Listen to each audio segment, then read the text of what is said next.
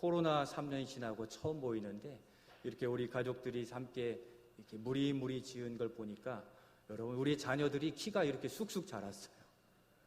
몇 년 전에 본 아이들이 아니라 벌써 믿음도 자라고 키도 자라고 또 아름다움이 배어 있습니다. 또 고향교회 오셔서 모처럼 예배 드리는데 많이 달라진 것도 있고, 또 또렷하게 제 목소리를 잘 들리시죠? 많이 좋아지고 또 성장하고 있음에 우리 여러분들이 기도해 주신 또 그 열매인 줄로 믿습니다. 여러분, 지난 주간에 추석 명절이 있었는데 추석 명절 잘 지내셨습니까? 여기 모인 우리 모두가 행복하다 할 만큼 지내셨는 줄로 믿습니다. 특별히 우리 자녀들은 먹을 것도 많고 또 용돈도 받고 또 여러 가지 일들을 감당함으로 얼마나 행복했습니까? 우리 모두가 행복을 확인하고 돌아왔는데 우리의 가정을 지켜주시고 행복을 우리에게 허락해 주신 분이 하나님이심을 이 시간 더욱 고백하기를 원합니다. 여러분, 성경에서 행복한 가정을 손꼽아보라면 어떤 가정이 있겠습니까? 여러 요셉의 가정도 있고 여러 가정이 있을 터인데 오늘 소개해드리는 이 가정은 바로 오늘 본문에 있는 어느 가정입니까? 아브라함의 가정입니다.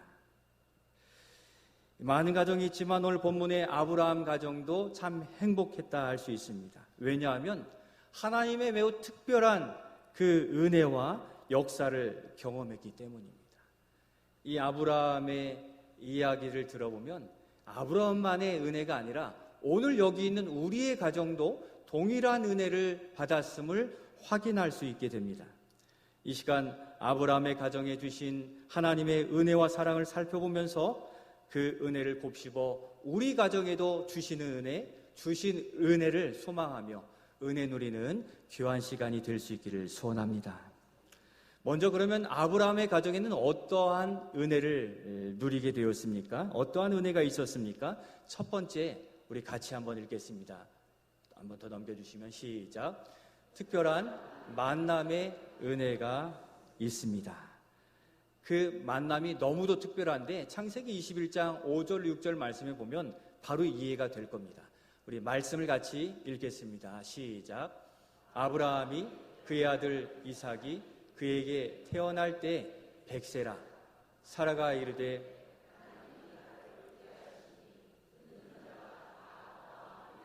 웃으리로다. 아멘. 아브라함과 이삭은 매우 특별한 만남이었죠.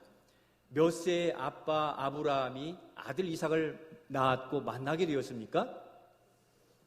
무려 100세의 아들을 만나게 된 것입니다. 100세의 자녀를 낳는다는 것은 불가능하잖아요. 기적과 같은 일이 아브라함의 가정에 나타나게 된 것입니다. 그러니 아빠 아브라함이 이 아기 이삭을 보았을 때 얼마나 행복했겠습니까? 아마 그때 스마트폰이 있었더라면 아브라함의 스마트폰에는 이삭 외에는 아무도 없었을 것 같아요. 100세의 아들을 낳았으니 얼마나 기뻤겠습니까? 그래서 엄마 사라도 어떻게 표현합니까? 하나님이 나를 웃게 하셨다. 그리고 그 소식을 들으니 다 나와 함께 웃을 만큼 행복하다라고 기록하고 있는 겁니다. 그래서 그 태어난 아이의 이름의 뜻도 무엇입니까? 이삭. 그 이름이 이삭이죠. 이삭의 뜻이 뭐죠? 거기에 나타나 있는 대로 웃음이라는 뜻이에요. 그러니 아브라함과 이삭이 만난 이 가정에 무엇이 넘쳤겠습니까? 웃음이 넘쳤어요. 곧 행복했다는 것을 우리는 짐작해 볼 수 있습니다. 아브라함과 사라는 자녀를 낳지 못하는 그러한 부부였어요. 그런데 하나님께서 그 은혜를 주심으로 아브라함에게 찾아오셔서 너를 통해 내 후손을 낳게 하리라 이렇게 약속해 주셨다는 겁니다. 그러니까 우연한 만남이 아니라 하나님께서 콕 집어서 아브라함은 이삭을 만날 것이라는 이런 확실한 특별한 관계 속에서 만났기 때문에 이 아브라함과 이삭은 특별한 만남이다라고 할 수 있는 겁니다. 그와 같이 오늘 우리의 가정으로 돌아보면 어떻습니까? 우리의 부모님과 자녀도 동일한 관계에서 만나게 된 줄로 믿습니다. 우리의 선택이 아니잖아요. 부모님 우리가 선택한 것이 아니에요. 우리의 자녀도 우리가 선택한 것이 아닙니다. 누가 만나게 하시고 택해 주셨습니까? 하나님께서 우리의 부모님과 자녀를 만나게 하신 줄로 믿습니다. 그렇기 때문에 우리의 가정에 부모님과 자녀 사이에도 하나님께서 특별하게 만나게 하신 특별한 만남으로 가정이 이루어지게 되었다는 사실을 기억하실 수 있기를 소원합니다. 곧 믿음의 눈으로 다시 표현한다면 하나님의 주권이 우리 가정을 지키시고 돌보시고 만들어주시고 여기 오늘 예배드리게 드릴 수 있었다는 사실을 기억할 수 있다는 것입니다. 여러분 이번 추석 명절에 잘 드셨습니까? 저는 좋아하는 잡채를 이번에 못 먹어서 매우 아쉬웠지만 그래도 송편도 또 김치전도 또 갈비도 또 생일 맞은 가족이 있어서 미역국까지 먹어서 너무 행복한 그러한 시간에 감사드렸습니다. 추석 명절에 왜 이렇게 풍성하게 만들까요? 우리가 부여해서가 아니잖아요. 어렵고 살기 힘들지만 바로 어려운 시대를 이겨낼 만큼 이 명절만큼은 그래도 우리 자녀들에게 부모님께 더 풍성하게 해드려야겠다는 그러한 좋은 마음이 있기 때문에 더 많이 누리고 먹을 수 있는 거죠. 그렇게 우리 오늘 주일학교 우리 자녀들도 함께 예배드리는데 우리 부모님들이 그렇게 애쓰신다는 것을 기억하시고 우리 부모님을 더욱 사랑해 가실 수 있기를 소원합니다. 무엇보다 많이 먹어서 행복한 것이 아니잖아요. 또 좋은 곳에 가서도 행복한 것이 아니에요. 그러면 뭐 때문에 행복합니까? 뭐니 해도 머니 때문입니까? 아니죠. 뭐니 해도 사랑하는 우리의 부모님과 자녀와 할아버지 할머니를 만날 수 있기 때문에 행복한 명절이 된 줄로 믿습니다. 이번 명절에 저희도 추석 당일에 성묘를 가서 거기서 기도하고 마친 뒤에 아버지께서 올해는 이렇게 한마디 하시겠다고 하시면서 이렇게 말씀하세요. 하나님의 은혜가 우리를 만나게 하셨고 부모 자녀가 되게 하셨고 또 함께 이렇게 귀하게 만나게 되었는데 무엇보다 우리 며느리들 때문에 행복한 것 같다 이렇게 얘기하시는데 바로 우리 가정이 이 세상에서 제일 행복하다 이렇게 얘기하시는데 너무 행복 공감이 됐습니다.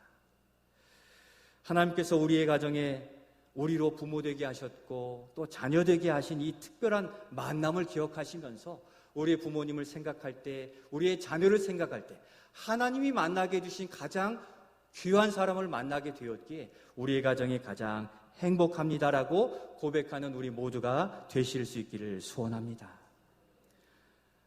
우리 부모님보다 더 좋은 부모님이 있으면 여러분들 있으십니까? 없으시잖아요. 여러분들의 자녀들보다 더 사랑스러운 자녀가 있습니까? 없으시잖아요. 누가 만나게 하신 겁니까? 하나님께서 만나게 하셨음을 믿고 우리의 삶도 가정도 맡기시고 살아가실 수 있기를 소원합니다. 그런 감사로 하나님 앞에 우리 서로 한번 인사했으면 좋겠습니다. 우리 가정에 하나님의 특별한 만남을 허락해 주셨습니다. 우리 가정에 하나님의 특별한 만남을 허락해 주셨습니다. 옆에 우리 할아버지 할머니도 계시고 부모님도 계시는데 한번 인사해 주시면 좋겠어요. 아버지 어머니 할아버지 할머니 사랑합니다. 또 손주들에게 누구야 사랑합니다. 이렇게 한번 멀리 있지만 우리 한번 고백해 보겠습니다. 시작. 아버지 어머니 사랑합니다. 할아버지 할머니 사랑합니다.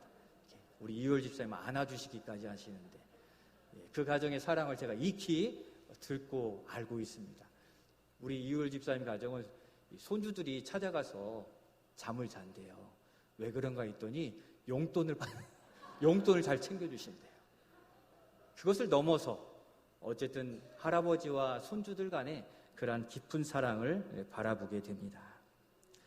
바로 이 특별한 만남을 수십 년간 이루게 하셨잖아요. 왜 그렇게 오래 삽니까? 실증도 날만 하지만 하나님이 가장 합당한 사람을 우리의 가족으로 주셨기에 우리의 가족 특별한 하나님의 만남이 있음을 굳게 믿고 서로 사랑하고 존중하고 이해하며 살아가는 우리 제일 가족들이 되실 수 있기를 소원합니다. 무엇보다 우리에겐 더 특별한 만남이 있잖아요. 뭡니까? 누구를 만난 거예요? 하나님을 만난 거예요. 예수님을 통하여 하나님을 만나 세상 사람들이 만날 수 없는 특별한 이 복음의 믿음의 만남을 갖게 하신 이것 때문에 우리는 이 세상에서 가장 행복한 사람이요, 가장 행복한 가정이 되는 것입니다. 하나님의 주권이 우리의 가정을 여전히 붙들고 있다는 굳센 믿음 가운데 믿음으로 살아가시고, 또 옆에 계신 우리의 지체들을 하나님 만나게 해주셨다는 그 은혜 가운데 살아가시면서 우리 서로 사랑하고 서로 이해하고 존경하는 우리의 교우들, 또 우리의 가족들이 되시기를 예수님의 이름으로 축원드립니다. 그러면 두 번째로 아브라함의 가정에는 또 어떤 은혜가 있었습니까? 두 번째, 우리 같이 한번 읽겠습니다. 시작. 여호와의 이레의 은혜가 있었습니다. 아멘. 우리가 잘 아시죠? 오늘 본문의 시작은 우리가 아주 잘 아는 내용이에요. 어떻습니까? 매우 급박하고 위기의 상황입니다. 내 아들 이삭을 제단의 제물로 바치라 하나님이 명령하셨다는 거죠. 아버지 아브라함은 사랑하는 하나밖에 없는 아들 이삭을 지금 모리아산에서 제단 위에 제물로 올려놓고 뭐 하려고 하고 있습니까? 그 아이를 잡으려고 하고 있어요. 그 아브라함이 하나님의 말씀에 순종하여 칼을 아들을 향해 내리치려고 할 때 하늘에서 급박한 목소리가 들립니다. 아브라함아, 아브라함아, 손대지 말라. 내가 너에게 준비한 것이 있다라고 이야기하시면서 멈추게 하셨습니다. 바로 순종의 그 자리, 그 현장에는 하나님의 은혜가 예비되어 있었다는 겁니다. 13절에 아브라함이 눈을 들어보니 뭐가 있었습니까? 수풀에 움직이지 못하는 한 마리의 숫양이 거기에 준비되어 있었다는 겁니다. 하나님께서 준비하셨다는 겁니다. 아브라함과 이삭, 아버지와 자녀가 깨달은 그 은혜가 14절에 기록되어 있는데 14절 말씀을 우리 같이 한번 읽겠습니다. 아브라함이 그 땅 이름을 여호와 이레라 하였으므로 오늘날까지 사람들이 이르기를 여호와의 산에서 준비되리라 하더라. 아멘. 하나님께서 바로 이 아브라함과 이삭의 상황을 보시고 계셨고 아시고 계셨다는 사실입니다.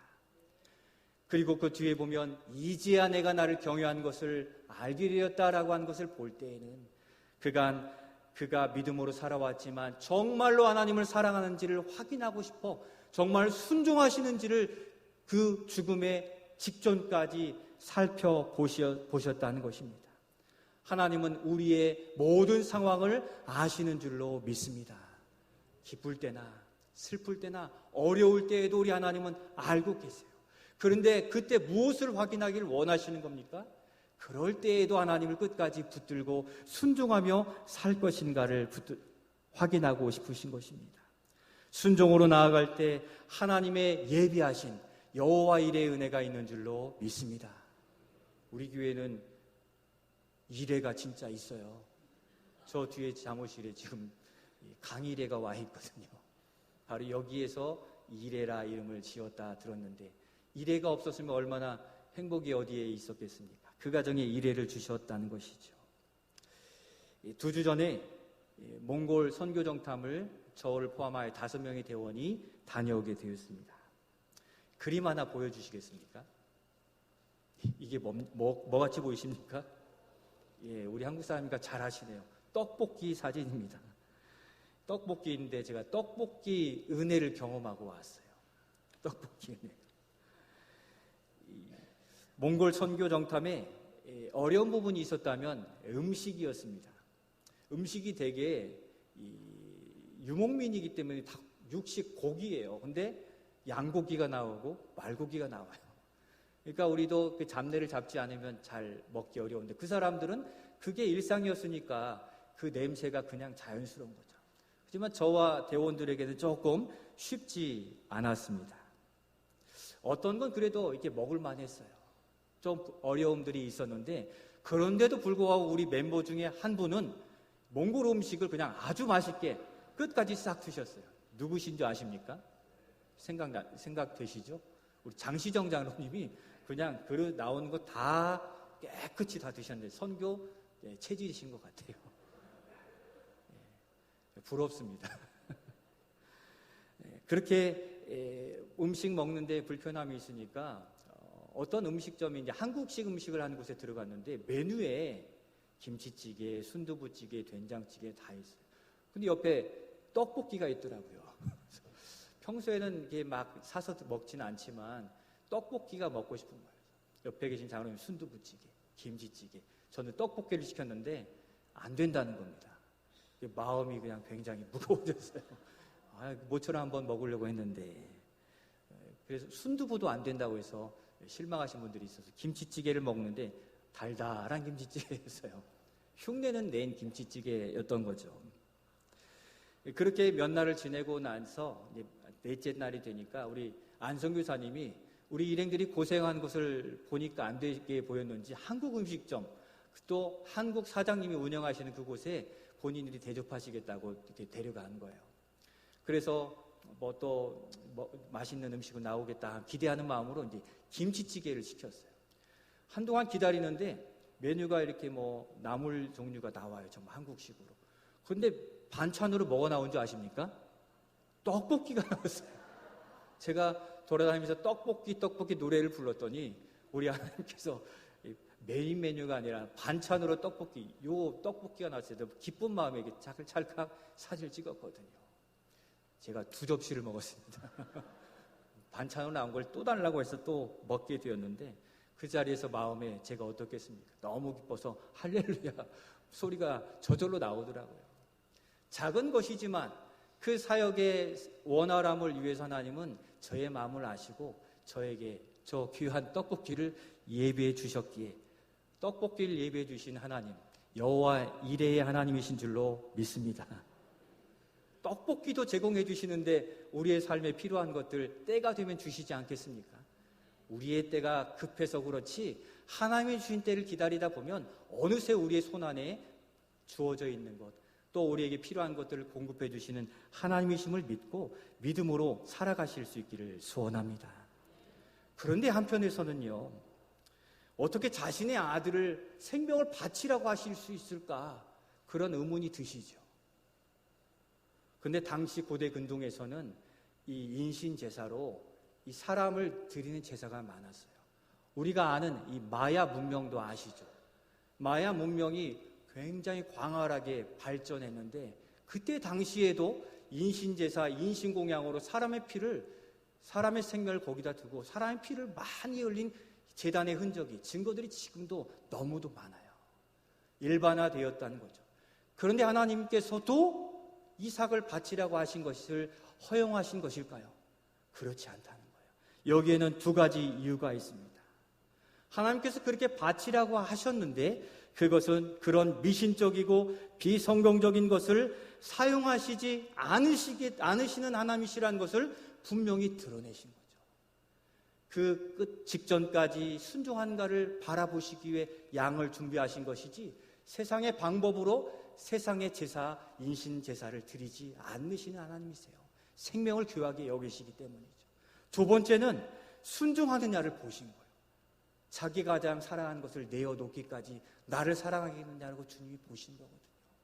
우리 하나님은 세상의 방법으로 우리의 가정과 교회를 이끌어 가시는 분이 아니시라는 것을 믿고 하나님의 방법대로 살아가시는 우리 모두가 되실 수 있기를 소원합니다. 아버지로서, 아들로서 그 결정에 순종한다는 것은 어려운 것이었습니다. 불가능한 것이었지만 순종하는 믿음을 보시고 하나님이 그들에게 복 주시고 여호와의 은혜를 베풀어 주셨다는 사실을 기억하시기를 바랍니다. 성도 여러분, 말씀을 마치려고 합니다. 여호와의 하나님의 그 뜻대로 또 하나님의 계획대로 나의 사랑하는 아버지, 또 나의 사랑하는 자녀들을 특별하게 만나게 해주셨음을 믿고 서로 사랑하며 존중하며 살아가실 수 있기를 소원합니다. 또한 우리 제일교회 수많은 사람들 중에 여기에 모여 제일 가족이 되게 하셨잖아요. 앞으로 더 존중하고 사랑하고 용납하며 아름다운 교회 공동체를 세워 가실 수 있기를 소원합니다. 아브라함과 이삭 부자가 겪은 두렵고 힘들고 어려운 상황 속에서도 믿음으로 나아갈 때 여호와의 일의 은혜를 누리게 되었습니다. 우리도 마주한 어려움과 삶의 문제 앞에서 하나님께 끝까지 맡기고 의지하셔서 예비하신 순양처럼 여호와의 일의 은혜를 통하여 행복한 우리의 삶을 만들어